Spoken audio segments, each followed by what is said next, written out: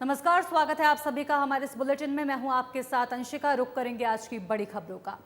हिमाचल में 3 विधानसभाओं के उपचुनाव में से कांग्रेस ने 2 पर जीत दर्ज की है। 2 सीटें जीतने पर कांग्रेस में जश्न का माहौल है। सीएम आवास ओक ओवर में ढोल नगाड़ों के साथ जश्न मनाया जा रहा है। कार्यकर्ताओं द्वारा मिठाई बांटी जा रही है और पटाखे जलाए जा रहे हैं। वहीं नेता और कार्यकर्ता मुख्यमंत्री को बधाई देने ओक ओवर पहुंच रहे हैं। वहीं कांग्रेस के प्रदेश अध्यक्ष प्रतिभा सिंह और लोक निर्माण मंत्री विक्रमादित्य सिंह भी ओक ओवर पहुंचे और मुख्यमंत्री को जीत की बधाई दी। इस मौके पर मुख्यमंत्री सुखविंदर सिंह ने कहा कि ये धन बल पर जन बल की जीत है। बीजेपी ने प्रदेश की कांग्रेस सरकार को गिराने के लिए षड्यंत्र रचा और कांग्रेस के विधायक खरीदे और 3 निर्दलीय विधायकों ने अपने पद से इस्तीफा भी दिया। वहीं कांग्रेस प्रदेश अध्यक्ष प्रतिभा सिंह ने इस जीत के लिए मतदाताओं का आभार जताया और कहा कि पूरे देश में जहां जहां उपचुनाव हुए हैं वहां पर इंडिया गठबंधन की जीत हुई है। प्रदेश में 3 में से 2 सीटें कांग्रेस ने जीती हैं। वहीं लोक निर्माण मंत्री विक्रमादित्य सिंह ने कहा कि देहरा और नालागढ़ में कांग्रेस ने जीत हासिल की है और हमीरपुर में कुछ मतों से हारे हैं, जिसका दुख है। लेकिन इस चुनाव के नतीजे ये साफ संदेश देते हैं कि जिस तरह राजनीति बीजेपी दल बदल प्रदेश में चलाने की कोशिश कर रही थी, उसे जनता ने अब नकार दिया है। अभी 1 महीना पहले जब लोकसभा के चुनाव हुए तो तीनों विधानसभा क्षेत्रों में भारतीय जनता पार्टी के लोकसभा के प्रत्याशी 15-15 हजार वोटों की लीड से जीते। अचानक एकदम तीनों निर्दलीय प्रत्याशी के चुनाव हुए। भारतीय जनता पार्टी ने तुरंत प्रभाव से तीनों चुनाव घोषित करवाए और मुझे खुशी है कि हिमाचल की जनता ने जनबल का साथ दिया और धनबल की पराजय हुई। देहरा विधानसभा क्षेत्र से 25 साल से हम कांग्रेस पार्टी वहाँ चुनाव नहीं जीत पा रही थी। पार्टी प्रत्याशी ने कमलेश ठाकुर को वहाँ से टिकट दिया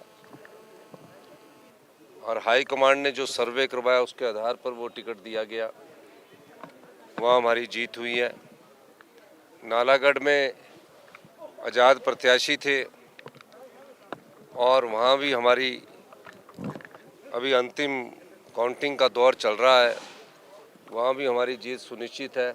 हमारे लिए बहुत हर्ष की बात है कि जो ये उपचुनाव में हम 2 सीटों पे कामयाब हुए हैं, उसमें मैं पार्टी के वर्कर्स को बहुत बहुत बधाई देती हूँ, उनका धन्यवाद करती हूँ कि उन्होंने रात दिन मेहनत की, जिसकी वजह से हमारी ये उपचुनाव में हमारी जीत हमने हासिल की है। पूरे भारतवर्ष में भी जो उपचुनाव हुए हैं उसमें भी ये रुझान देखने को मिल रहा है कि इसमें जो हमारा गठबंधन था उसको लोगों ने अपना समर्थन दिया है। बीजेपी की सरकार उत्तराखंड में होते हुए हमने फिर भी वहाँ पर कांग्रेस की ने जीत हासिल की है, उसके लिए भी हम उनको बधाई देते हैं, उनके पार्टी वर्कर्स को बधाई देते हैं कि आपने इन सीटों को जिताया।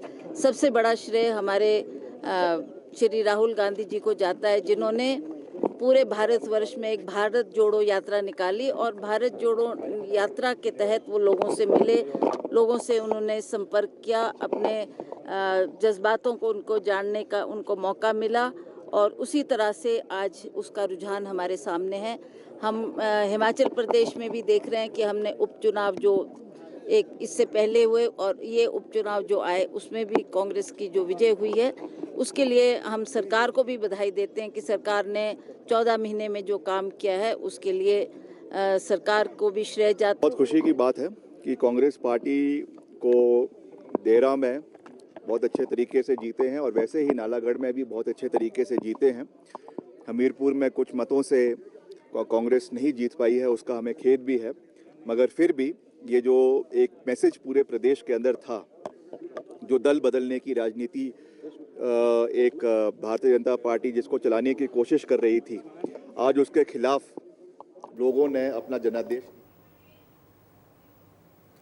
देहरा विधानसभा क्षेत्र में हुए उपचुनावों में कांग्रेस पार्टी की प्रत्याशी व हिमाचल प्रदेश के मुख्यमंत्री की धर्मपत्नी कमलेश ठाकुर ने बीजेपी के उम्मीदवार होशियार सिंह को 9,399 वोटों की लीड से हरा दिया।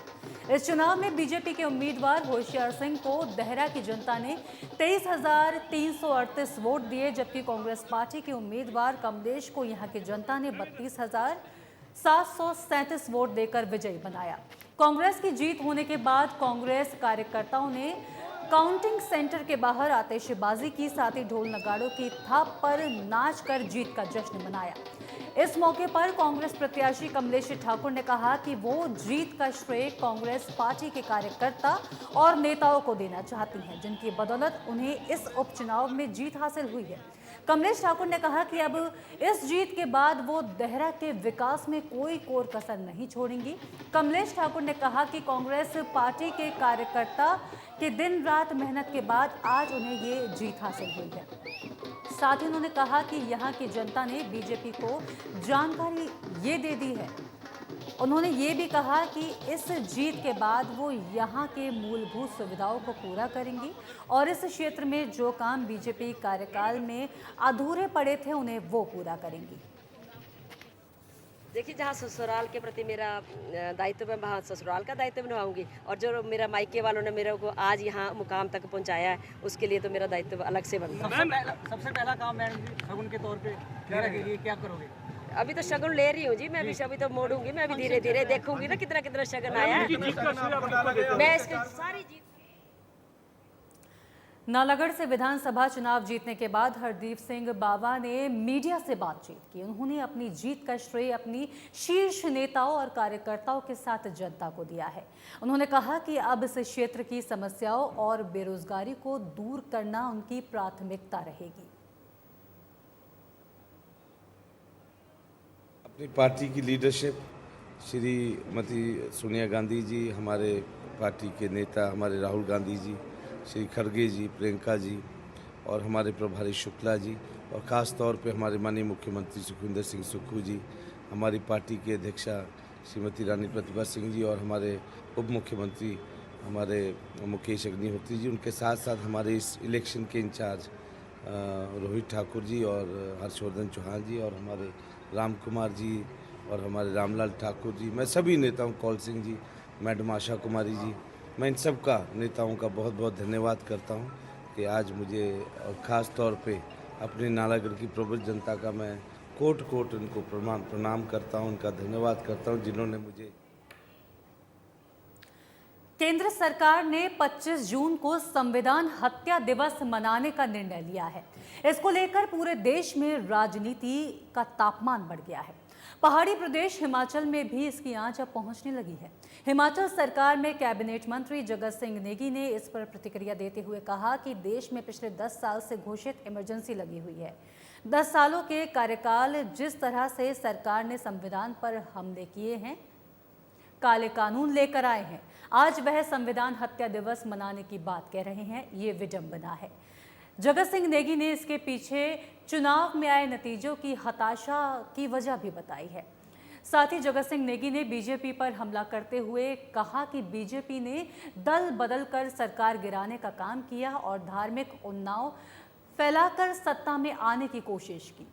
नेगी ने बीजेपी पर निशाना साधते हुए कहा कि अब बीजेपी ने राज्य भी बदल दिया है और अब भगवान राम के बाद जगन्नाथ के सहारे पर है। नेगी ने कहा कि बीजेपी अब भगवान बदलकर सत्ता में आना चाह रही है। ईडी और सीबीआई जो इनकी कठपुतलियां हैं, ये जो है लोगों को जो है फर्जी केस बनाते हैं। फिर केस बनाने के बाद अगर वो बीजेपी ज्वाइन कर जाते हैं तब वो जो है सारे बरी हो जाते हैं। एक भी केस 10 साल में जितने ईडी के रेड पड़े हैं, कोई भी कोर्ट में जो है अभी तक कन्विक्शन नहीं हुआ है। और आप देख रहे होंगे कि अभी जो 3 कानून बीजेपी प्रदेश अध्यक्ष डॉक्टर राजीव बिंदल ने कहा कि प्रदेश में कांग्रेस की सरकार पिछले 1.5 वर्षों से चल रही है। इस मध्य लोकसभा चुनाव हुए, सरकार ने पूरी ताकत झोंकी, करोड़ों रुपए और सरकारी मशीनरी लगाई, लेकिन बीजेपी ने प्रधानमंत्री नरेंद्र मोदी के काम पर और पार्टी कार्यकर्ताओं की मेहनत से 4 लोकसभा सीटें जीती। इन लोकसभा चुनावों में 68 विधानसभाओं में से 61 विधानसभा क्षेत्रों में बीजेपी जीती। उन्होंने कहा कि 10 जुलाई को 3 उपचुनावों में बीजेपी ने हमीरपुर सीट जीती और मुख्यमंत्री अपने जिले को मिला। बिंदल ने साथ ही कहा कि नालागढ़ के चुनाव में कांग्रेस पार्टी ने व मुख्यमंत्री ने करोड़ों रुपए व्यय किए थे। कांग्रेस पार्टी की सरकार विगत 1.5 वर्ष से चल रही है। इसी मध्य लोकसभा के चुनाव हुए।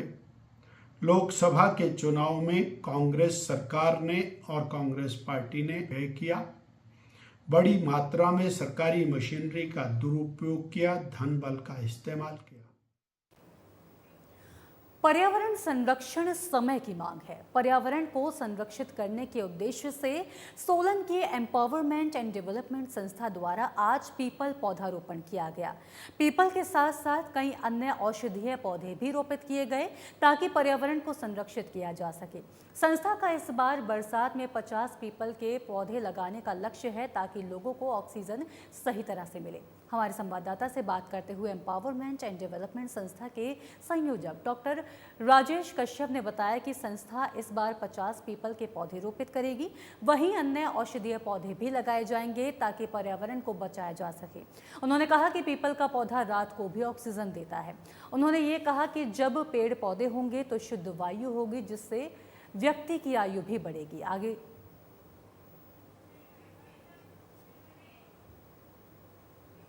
और फिलहाल इसी के साथ इस बुलेटिन में इतना ही। मुझे दीजिए इजाजत। नमस्कार।